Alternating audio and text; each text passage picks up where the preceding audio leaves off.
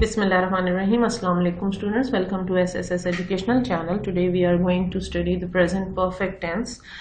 Inshallah we are going to make available videos on all the tenses where you can learn about these tenses, and then the second part of the video would consist of translation exercises where you would be able to practice the knowledge which you have learned in these tenses. So let's begin with present perfect tense. Present perfect tense क्या है और क्यों इस्तेमाल होता है? Present perfect tense का सबसे पहले हम structure पढ़ेंगे. The first type of sentences are affirmative sentences. Affirmative कौन से होते हैं जी? जो positive sentences होते हैं जिनमें ना कोई negation होती है, यानी negative sentences नहीं होते और ना ही कोई question होता है. So the subject is, if the subject is he, she, it or Tom or anyone, the auxiliary verb which would be used is has. अगर singular subject है तो उसके साथ हम has use करेंगे. अगर plural subject है I, we, they और you और the boys तो उसके साथ हम have use करेंगे. बच्चों ये आपने पक्का याद कर लेना है कि I और you they are considered plural in English. English में throughout जहाँ पर हम प्लूरल सब्जेक्ट कहेंगे वहां पर हम आई और यू को हमेशा प्लूरल समझेंगे, जमा समझेंगे. अगर एक है जिसके बारे में बात करें जो काम का करने वाला है ही, शी, इट और टॉम तो हैज इस्तेमाल होगा. अगर आई, वी, दे, यू और the boys, the girls, the cats, the dogs, the main, the women तो फिर हम हैव यूज करेंगे. फॉर्म ऑफ वर्ब कौन सी इस्तेमाल होगी? पास्ट पार्टिसिपल इस्तेमाल होगी which is third form of verb. ठीक है, अब अगर हम जुमला बनाएं तो किस तरह बनेगा? He has finished the task, she has started the task, it has done the task. Suppose हम कंप्यूटर के बारे में कह रहे हैं तो हम कहेंगे the computer has done the task और it has done the task. ये आपके लिए वर्ब्स की थर्ड फॉर्म मुख्तलिफ लिखी हैं. Finished, started, completed, began, begin, began and the third form is began. ठीक है, and done, do, did, done. ठीक है, तो the third form of the verb will be used. Has और हैव विल बी यूज्ड. जब भी आपको ये दो चीजें इकट्ठे नजर आए, हैज के साथ थर्ड फॉर्म या हैव के साथ थर्ड फॉर्म ऑफ वर्ब, आप फौरन समझ जाइए कि this is present perfect tense. ठीक है, उर्दू में इसकी पहचान क्या है? अभी जो जुमले आपको बताए वो क्या थे? ही हैज फिनिश्ड द टास्क, वो काम खत्म कर चुका है. ठीक है, she has started the task, वो काम शुरू कर चुकी है. ठीक है, I have done the task, मैं काम कर चुका हूं. तो ये जो आखिरी वाले दो उर्दू में होते हैं, वर्ब की फॉर्म होती, वर्ब होता है और उसके साथ एक है या हैं होता है, ये हमें बताता है कि कौन सा टेंस इस्तेमाल होना है. वो काम कर चुके हैं, दे have finished the task.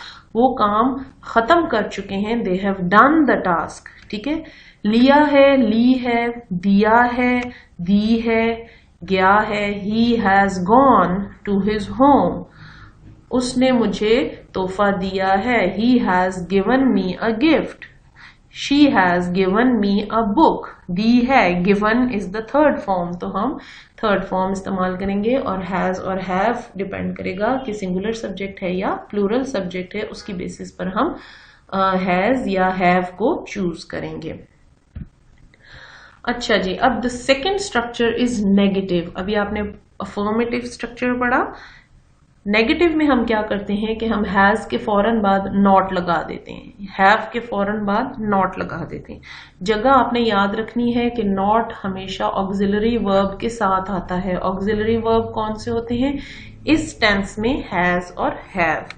He, she, it and Tom has not finished the task. Tom has not finished the task. You have not completed the task. They have not done the task.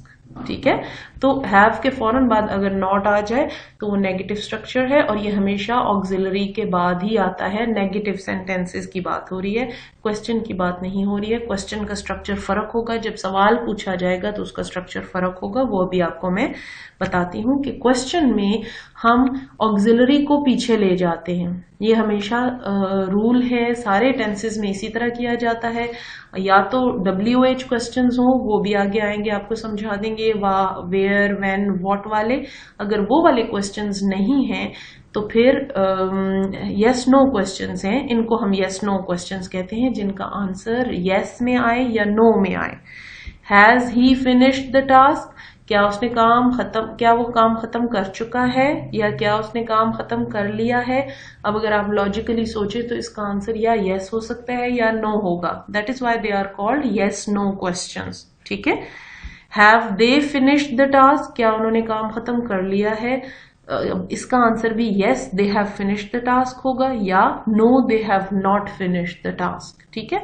तो जो yes no questions हैं उनमें auxiliary पीछे चला जाता है। Auxiliary verb has और have है, वो पीछे आ जाएगा, शुरू में आ जाएगा सेंटेंस के। सब्जेक्ट दरमियान में आएगा, ही, शी, इट है तो उसके साथ हैज आएगा। आई, वी, दे, यू है, प्लूरल फॉर्म है तो उसके साथ हैव आएगा।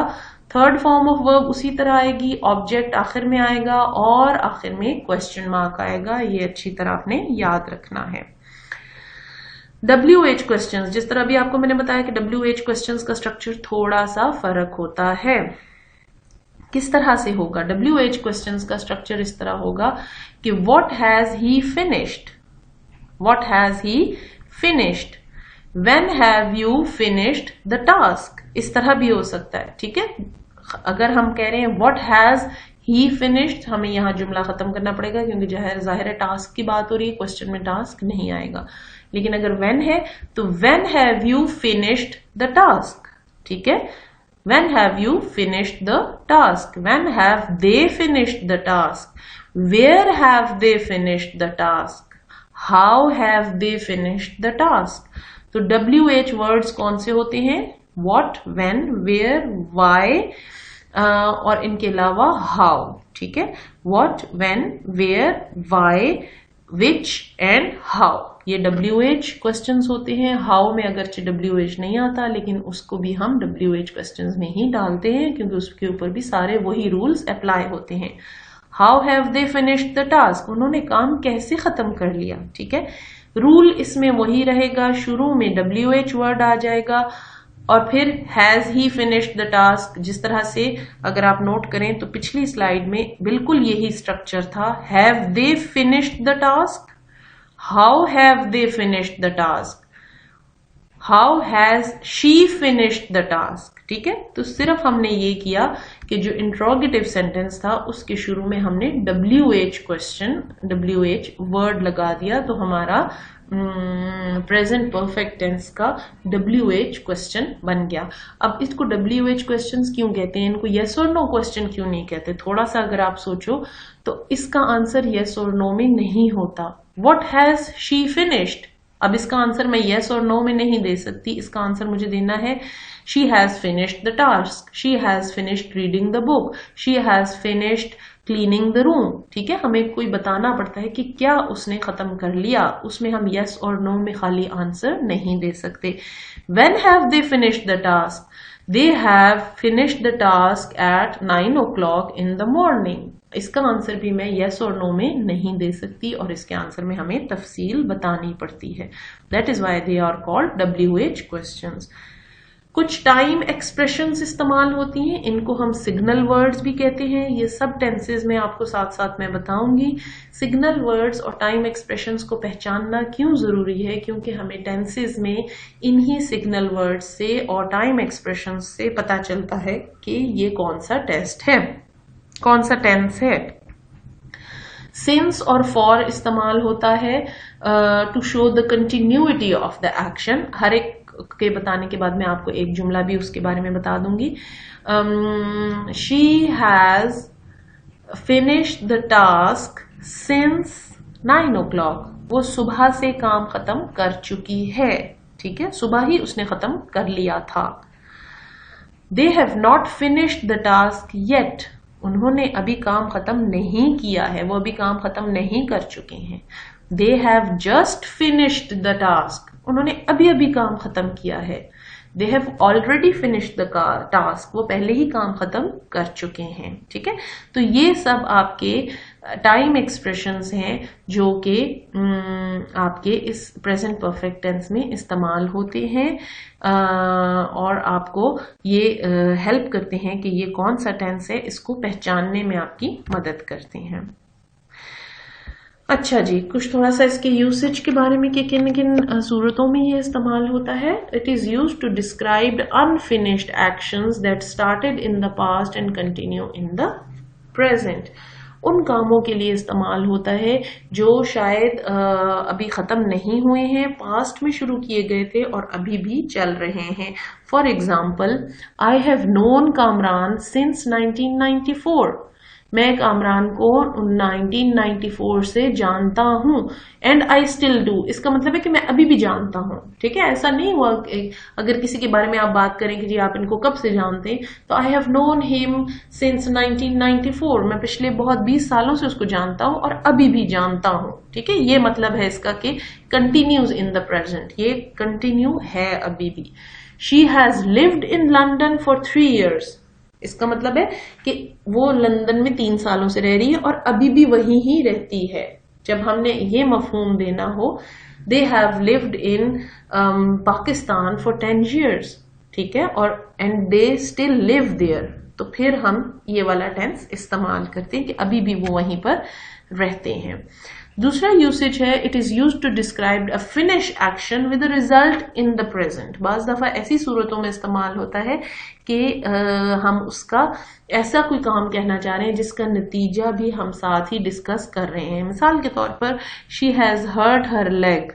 Y is she not playing tennis today? Because she has hurt her leg. वो आज टेनिस नहीं खेल सकती because she has hurt her leg, क्योंकि वो अपनी टांग दुखा चुकी है।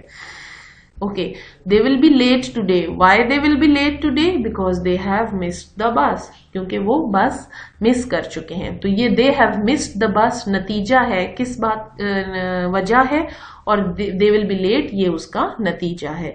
उसने टांग दुखा ली है, ये वजह है, और उसका नतीजा क्या है कि अब वो टेनिस नहीं खेल सकती है।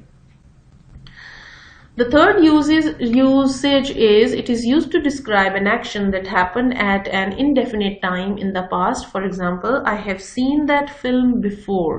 मैं पहले ये फिल्म देख चुका हूँ। Describing an experience, अपना एक माजी का तजर्बा आप बता रहे हैं। The company has evolved over time. ये कंपनी काफी अरसे में, काफी सालों में तरक्की कर सकी है। Talking about something that has changed over time, कोई चीज काफी अरसे में तब्दील हो चुकी हो तो उसके बारे में भी कहा जाता है। Scientists have developed a new way to fight the virus. Scientists ने एक नया तरीका इजाद किया है कि वो वायरस से लड़ सकें। कोई एक अचीवमेंट हो, कोई अकम्पलिशमेंट हो, उसके बारे में बताया जाता है। जैसे आप कह सकते हैं कि they have earned masters degree in mathematics, उन्होंने मैथमेटिक्स में मास्टर्स डिग्री अर्न की है, कोई अकम्पलिशमेंट है, कोई अचीवमेंट है। The train hasn't arrived yet, कोई ऐसा आप बता रहे हैं जो अभी तक नहीं हुआ, हालांकि अभी तक हो जाना चाहिए था। The guests have not arrived yet, मेहमान अभी तक नहीं आए, ट्रेन अभी तक नहीं आई। येट वहां पर इस्तेमाल होते हैं जहां पर हमने कहना हो अभी तक ये काम नहीं हुआ। You have not finished your work yet, we have not finished the video yet, ठीक है, तो अभी तक ये काम खत्म नहीं हुआ। When you specify time for an action, then the present perfect is not used. Use the simple past instead. ये बात बहुत अहम है कि जब आप उस वक़्त के बारे में बता दें कि सुबह किया, शाम किया, परसों किया, कल किया, तो तब आप फिर प्रेजेंट परफेक्ट टेंस नहीं इस्तेमाल करते, तब आप सिंपल प्रेजेंट टेंस इस्तेमाल करते हैं। ये अभी आपको मिसाल से भी समझ आ जाएगा। आगे हम दोबारा इस बात को डिस्कस करेंगे। It is used to describe a recently completed action expressed by just. Just हम कब इस्तेमाल करते हैं? जब हमने कहना हो कि अभी अभी किया है। He has just played football, उसने अभी अभी फुटबॉल खेला है और अब उसका मैच खत्म हो गया। इट इज ओवर नाउ, अभी नहीं खेल रहा, ठीक है। तो जस्ट लफ्ज से हमें ये पता चलता है, they have just completed their work, they have just cleaned the room, ठीक है। I have just finished my work and I am free now. I have just completed my work. अभी अभी मैंने काम खत्म किया है। उसके लिए हम just इस्तेमाल करते हैं और उसके साथ present perfect tense इस्तेमाल करते हैं। ओके, अगेन आपको समझाने के लिए, क्योंकि इन चीजों में बाज दफा बच्चे बहुत गलती करते हैं।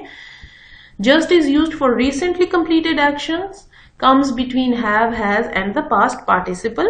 ये past participle और has और have के दरमियान में आता है, आप verb से पहले just लगाएंगे, ठीक है। yet का केस ऐसा नहीं है, yet की जगह भी आपको बता देते हैं। have you just taken my pen, क्या तुमने अभी अभी मेरा पेन लिया है। अगर किसी का पेन, मेज पे बैठे हुए दो लोग काम कर रहे हैं और किसी का पेन अचानक गुम गया काम करते करते, तो वो दूसरे से पूछे कि have you just taken my pen और have I lost it somewhere else, तुमने मेरा पेन लिया है या मैंने कहीं और उसको खो दिया है, ठीक है। तो ऐसी सूरत में हम जस्ट इस्तेमाल करते हैं। Please remember that it is used before the form of verb, verb से फौरन पहले जस्ट इस्तेमाल होता है, ठीक है। yet कब इस्तेमाल होता है, yet is used to talk about something which is expected to happen, अभी होनी है, अभी हुई नहीं है। Generally it is used in negative sentences and questions, आमतौर पर ऐसी बातों के लिए इस्तेमाल होती है जिसमें हम उम्मीद कर रहे होते हैं कि ये काम हो जाना चाहिए था, अभी तक नहीं हुआ। Have you not cooked the meal yet? Have you not finished your meal yet? ठीक है। yet generally comes at the end of the sentence, ये हमेशा जुमले के आखिर में आता है, हमेशा नहीं अक्सर, बाज स्ट्रक्चर्स हैं जिसमें हम शुरू में भी कर सकते हैं, लेकिन generally it comes at the end of the sentence। have you finished your homework yet? no, I haven't done it yet, I have to complete it yet, ठीक है। I haven't done it yet, अब अगर आप गौर करें तो have के साथ finished third form और फिर yet, तो ये सारी निशानियां पूरी हैं कि ये प्रेजेंट परफेक्ट टेंस है। इसी तरह आंसर में हैव के साथ डन, हैव और डन, इसका मतलब है कि ये प्रेजेंट परफेक्ट टेंस है। हैव के साथ थर्ड फॉर्म ऑफ वर्ब और फिर आखिर में येट आ रहा है। अच्छा जी, ऑलरेडी का इस्तेमाल हम कैसे करते हैं, जो कि काम पहले ही हो चुका हो, something which has happened sooner than expected, अभी हम उम्मीद नहीं कर रहे थे कि ये काम पूरा हुआ होगा लेकिन ये पूरा हो चुका है। Already can come between the auxiliary and the main verb और at the end of the clause. Already जो है वो आखिर में भी आ सकता है और दरमियान में भी आ सकता है, ठीक है। We have already had our breakfast. अच्छा बच्चों, यहां पर हैड जो है it is used as a verb. We have already taken our breakfast, we have already eaten our breakfast. English में had breakfast is a more formal expression, it is a better one. English में आमतौर पे had इस्तेमाल होता है, eaten नहीं इस्तेमाल होगा ब्रेकफास्ट के साथ। टेकन भी करते हैं इस्तेमाल, वो भी कर सकते हैं, ठीक है। तो हैव के साथ थर्ड फॉर्म ऑफ वर्ब, बीच में ऑलरेडी हम लगाएंगे, हम पहले ही अपना नाश्ता कर चुके हैं। We have already cleaned the room, we have already cooked the food, we have already completed our task, ठीक है। Still is used to talk about something which is expected to happen. It is used in negative sentences. Still comes between the subject and auxiliary, ठीक है। Still भी जुमले के दरमियान में इस्तेमाल होता है। She still has not replied to my email. उसने अभी तक मेरे ईमेल का जवाब नहीं दिया। जैसे कि हम उम्मीद कर रहे थे कि अब तो दे देना चाहिए था, मैंने 2 दिन पहले उसे ईमेल की थी, तो अभी तक उसने मेरे ईमेल का जवाब नहीं दिया। she still has not completed her work, उसने अभी तक अपना काम पूरा नहीं किया। Emma still has not arrived, एमा अभी तक नहीं आए। she is really late, वो बहुत लेट है। तो still का मतलब ये होता है कि आप ऐसा जुमला बोलना चाह रहे हैं जिसमें आप कह रहे हैं कि ये काम अभी तक हो जाना चाहिए था लेकिन अभी तक नहीं हुआ। सिंस किस तरह इस्तेमाल होता है, since this morning, since last week, since yesterday, since I was a child, since Wednesday और सिंस 2 o'clock। सिंस आमतौर पर 2 ही टेंसेस में इस्तेमाल होता है, एक प्रेजेंट परफेक्ट टेंस है और दूसरा प्रेजेंट कंटिन्यूस परफेक्ट टेंसेस हैं। Present perfect continuous tense and past perfect continuous tense, 3 tenses हैं टोटल जिनमें सिंस और फॉर का इस्तेमाल किया जाता है। और इसमें आमतौर पर एक रूल याद रखिए कि सिंस हम तब इस्तेमाल करते हैं जब वक्त का शुरू बता रहे हों, ठीक है, और जब वक्त का ड्यूरेशन बता रहे हों तो तब हम फॉर इस्तेमाल करते हैं। ये की पॉइंट है, अक्सर बच्चे इसमें गलती करते हैं। सिंस लास्ट वीक यानी पिछले हफ्ते मैंने शुरू किया था, आई हैव वर्कड हियर सिंस 1990, यानी 1990 में मैंने यहाँ काम करना शुरू किया था। अगर मैं कहूँ आई have worked here for 20 years, ये देखिए नीचे जुमला है भी, फॉर 5 years, फॉर 20 years, तो हम बता रहे हैं कि मैं 20 साल, वक्त का स्पैन बता रहे हैं। When the time span is mentioned then we use for, और जब हम वक्त का शुरू बताएं तो तब हम स्पेसिफिक इंफॉर्मेशन दे रहे होते हैं, एग्जैक्टली 1990 में, तो फिर हम सिंस इस्तेमाल करते हैं। और फॉर इस्तेमाल करेंगे for 6 years, for a week, for a month, for hours, for 2 hours। अगर हमने कहना हो I have worked here since October, तो फिर हम सिंस ही इस्तेमाल, लेकिन अगर हमने कहना हो कि आई have worked here for 3 months, तो फिर हम फॉर इस्तेमाल करेंगे। ठीक है, तो सिंस में वक्त का शुरू बताते हैं और फॉर में पूरा टाइम स्पैन बताते हैं कि कब से हमने, कितना लंबा टाइम हमने यहाँ पर काम किया। So far, when we are in the middle of a particular situation, what have you done so far with your project? अभी तक तुमने अपने प्रोजेक्ट में क्या काम किया है? ठीक है, so far, अभी तक। What have you written so far in your paper? अभी तक आपने अपने पेपर पे क्या लिखा है? What have you eaten so far? अभी तक तुमने क्या खाया है सुबह से? ठीक है, so far we have finished half of our work. अभी तक हमने अपना आधा काम कर लिया है। तो so far का मतलब है अभी तक, इतनी देर में हमने ये कर लिया है। up to now almost meaning यही होता है, अभी तक। so far और so up to now का मीनिंग ऑलमोस्ट सेम ही है, लेकिन बाज दफा up to now थोड़ा सा नेगेटिव एक्सप्रेशंस में इस्तेमाल होता है और सवालों के लिए इस्तेमाल होता है। used in negative statements to describe a situation that has existed up to this point or up to the present time. It is used in the interrogative as well. सवालों में भी इस्तेमाल होते हैं। where have you been up to now? तुम अभी तक कहाँ थे? Up to now, no birds have perched on that flagpole. अभी तक कोई चिड़िया या कोई परिंदे वहां पर आकर नहीं बैठे। Perched का मतलब है चिड़ियों और परिंदों के दरख्तों पर बैठने को हम perched कहते हैं। ठीक है, तो अभी तक उस फ्लैग पोल पर जो डंडा लगाया गया था उस पर कोई भी चिड़िया और परिंदे आकर नहीं बैठे। Ever, एवर का मतलब है कभी भी तुमने किया हो, कभी भी तुमने कोई ऐसा काम जिंदगी में किया हो, उसके लिए हम एवर इस्तेमाल करते हैं।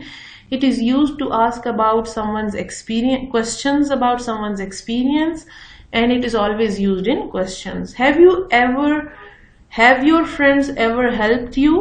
क्या कभी तुम्हारे दोस्तों ने तुम्हारी मदद की है? Have you ever gone to Karachi? Have you ever gone outside the Pakistan? Have you ever been to Hajj? Have you ever finished your task on time? किसी को गुस्से से डांटना हो कि कभी तुमने अपना काम वक्त पर पूरा भी किया है? Have you ever finished your task on time?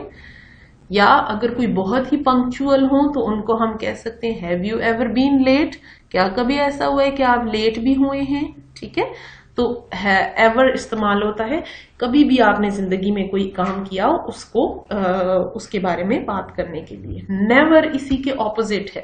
Never उन चीजों के बारे में इस्तेमाल होता है जो कभी भी ना की हो। ठीक है, they have never told a lie, they have never been late, they have never spoken truth, they have never been to school, they have never been on time. ठीक है, कभी भी जो काम ना किया गया हो उसमें हम नेवर इस्तेमाल करते हैं, एवर के बिल्कुल opposite. Until now, till now, ये ऑलमोस्ट वही एक्सप्रेशन देता है जो अप टू नाउ देता था या सो फार देता था। It is used to indicate changes in circumstances, जहां पर चेंजेस हो रही हो वहां पे। Until now I have never eaten sushi. Sushi is a type of food, it is getting very trendy these days. So up till now, अब तक, until now, अभी तक मैंने कभी भी सुशी नहीं खाई। आई have never seen her till now, मैंने अभी तक उसे नहीं देखा, अभी तक। और आप नोट कीजिए कि हैव के साथ ईटन, हैव के साथ सीन, ईट, एट, ईटन, सी, सॉ, सीन। ठीक है, तो हमेशा हैव और हैज के साथ थर्ड फॉर्म एक इंडिकेटर है कि हम प्रेजेंट परफेक्ट टेंस इस्तेमाल कर रहे हैं। अब बच्चों ये बात है जो मैं आपको शुरू में कह रही थी कि हम वापस इस तरफ आएंगे और फिर इसको डिस्कस करेंगे। मैंने आपको कहा था कि हम प्रेजेंट परफेक्ट टेंस में ऐसे एडवर्बियल्स नहीं इस्तेमाल करते जो हमें ये बताएं कि ये काम कब हुआ था, कब पूरा हुआ था। मिसाल के तौर पर यस्टरडे, लास्ट वीक, मंथ, ये हम नहीं इस्तेमाल करते। इन 2017 नहीं कहेंगे, सिंस 2017 कह सकते हैं, फॉर 2017 कह सकते हैं, इन 2017 प्रेजेंट परफेक्ट टेंस के साथ नहीं करते। उसके लिए फिर हमें सिंपल पास्ट टेंस इस्तेमाल करना पड़ता है। When I was younger इस तरह से भी नहीं करते। मिसाल के तौर पर I have seen that film yesterday नहीं कहेंगे। अगर हमने कहना है कि मैंने कल फिल्म देखी तो फिर हमें सिंपल पास्ट टेंस इस्तेमाल करना चाहिए और कहना चाहिए I saw that film yesterday। I have seen that film का मतलब है मैं देख चुका हूं, इसमें yesterday नहीं लगाएंगे। ये जो नेटिव स्पीकर्स हैं इंग्लिश के, उनका एक रूल है। We have just bought a new car, हमने अभी अभी एक नई गाड़ी खरीदी है, तो इसमें लास्ट वीक नहीं आएगा फिर, ठीक है। जस्ट बॉट आएगा लेकिन लास्ट वीक नहीं आएगा। अगर हमने लास्ट वीक बताना है तो फिर हम इसको सिंपल पास्ट टेंस में चेंज करेंगे। We bought a new car last week. फिर हमें इस तरह से बोलना होगा, हैव जस्ट को हटा दे के सिर्फ we bought a new car last week, ठीक है। When we were children we have been to California, नहीं, अगर हमने कहना है कि when we were children तो फिर हमें कहना चाहिए when we were children we went to California, या फिर we have been to California when we were children, इसके साथ नहीं आएगा, ठीक है। I hope this point is clear. ये आपके लिए कुछ थोड़ी सी एक्सरसाइज है, इसमें आपने अप्रोप्रिएट टाइम एक्सप्रेशन लगानी है, यानी जस्ट, ऑलरेडी, येट, सो फार, अप टिल नाउ। ये आपका टास्क है, आपने खुद करना है। कमेंट सेक्शन में मुझे बताइए कि आपसे सॉल्व हुआ कि नहीं। Have you dash been to a botanical park, find the right expression. मैं इसकी ट्रांसलेशन कर देती हूँ आपको हेल्प करने के लिए, लेकिन टाइम एक्सप्रेशन आप खुद ढूंढेंगे। क्या तुम कभी बोटैनिकल पार्क गए हो? Have you dash been to a botanical park? This house has been empty dash ages, काफी अरसे से ये घर खाली है। Have you finished your homework dash, क्या तुमने अभी अपना काम खत्म कर लिया है?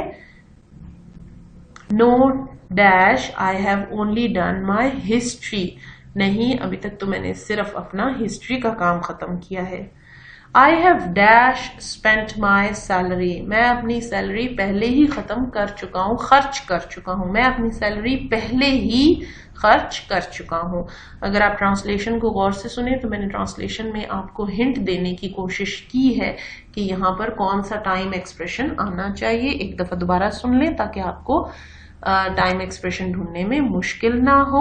इंशाल्लाह अगली वीडियो में हम इसी टेंस की ट्रांसलेशन एक्सरसाइजेस करेंगे और वो आपने अपनी नोटबुक पे लिखनी होंगी और उनको खुद भी ट्रांसलेट करना होगा। कुछ हम वीडियो में डिस्कस करेंगे और कुछ आपने खुद करना होगा।